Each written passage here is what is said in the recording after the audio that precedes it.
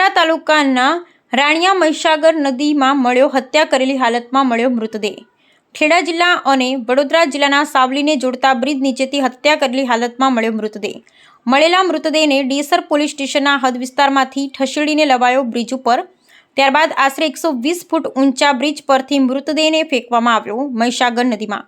Bridge ઉપરથી મૃતકનું motorcycle પણ પોલીસને મળ્યું। મૃતકનું નામ દિનેશ ચુનારા હોવાનું આવ્યું સામે।